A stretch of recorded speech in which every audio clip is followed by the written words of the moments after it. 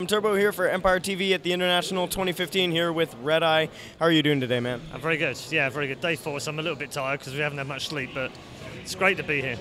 Well, they are very long days. How do you keep yourself excited and awake through all that? Sugar. Yeah, mainly cake.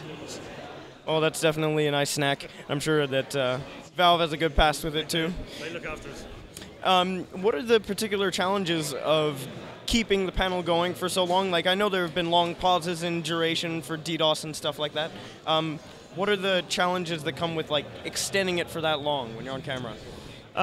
It's not actually as difficult as it seems. It's more. It probably comes down to preparation more than anything else. Having topics to talk about, knowing who are on the panel, knowing their strengths and weaknesses, figuring out what we can talk about that's an extended topic, but also then knitting it together as well with the production team. So I'm saved a lot by the production guys because they've got videos on all the players, they've got cool features with Casey and stuff like that to break it up. So it's very much a team effort, but it comes down to really good preparation. And speaking of preparation, of course, you've had help from Knoxville with the Stats Bible and all that. Exactly how much preparation did you do on your own? Like, it's hard to estimate it hours, but if you could give an estimate.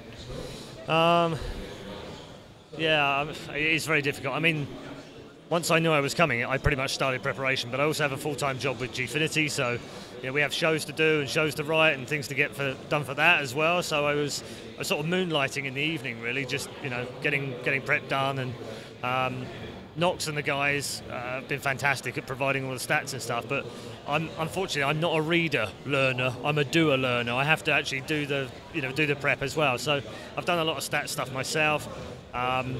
Spent a long time watching videos. I watched all of TI4 in the space of well, I don't know, maybe a week or so, but hardcoring literally every day, every night, staying up late at night, finishing them off. And then the same with the group stages, because obviously I wasn't here. So a lot of prep is the only thing I can think of answering that, but 100 hours, probably more than that, I don't know. And, wow, speaking of doing, you're on the panel with some very talented analysts. What exactly does each of them bring uniquely to the panel situation? Well, they're all unique. I mean, there's sort of 3 or 4 different roles between the different people. Pyrian brings that fantastic kind of comedic element to the panel and has a lot of fun, but his game knowledge is fantastic too. She has that human interest stories, that she really understands what's going on between the team dynamics and how they fit together, so that's really nice. Nahaz brings his Bible in his head that he's got statistically and add some humour along that line as well. And then the other guys are all either ex-players or current players. So for me, it's about making sure I get those strengths out of them and use them for what they're there for. There's no good asking, one guy if his strengths are personality. There's no good asking them about stats. It's pointless. So they all bring something to the table, and they're all massively, passionate about the game. So it's actually pretty easy for me. All right, well, that sounds great. You've definitely brought the panel together, I would say, as a host. What would you say to anybody who's trying to get into hosting an event, maybe not on the scale of TI because it's just huge, but for anybody who's getting in? I know you wrote a book, and you released that recently. Yeah, it's a 90-odd page book.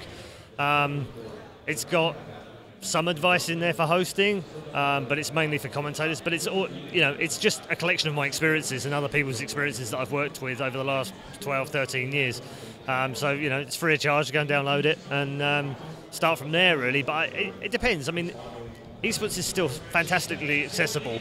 You can go on MLG or Twitch or YouTube and you can start a channel and you can stream live, and it doesn't matter whether you're any good or not to start with. If you love it and other people love what you do, then you'll get more popular and it'll go from there. And I mean, speaking of just growth, you've seen esports grow over so many years. Is it kind of humbling to look back and say, like, wow, we came from basically like just people playing on computers, and now we're in a full sold-out stadium? Is that crazy to think about? Yeah, it is. It's the sort of thing, I did shoutcasting from my front room and my bedroom 12 years ago. We were paying for our own airfare and hotels even 9, 10 years ago as commentators. So to see where it's come is incredible, but it's the stuff that dreams are made of. We wanted it to go this far, and we wanted to see it go this big. Did we ever think it would? maybe we were a bit, maybe we thought we could get a few thousand people into a nice event venue or something, and maybe we could do $1 million tournament. And here we are with 17,000 people in the crowd and $18 million on the line. So who knows where this will end? Yeah, it's definitely it's staggering to think about it, and we have got quite a few thousand people here, like you said. So we're living the dream. It's very nice to see esports moving forward. Well, thank you very much for taking the time to speak with me, man. This is RedEye, a man of incredible experience and talent. This is Turbo for Empire TV signing off.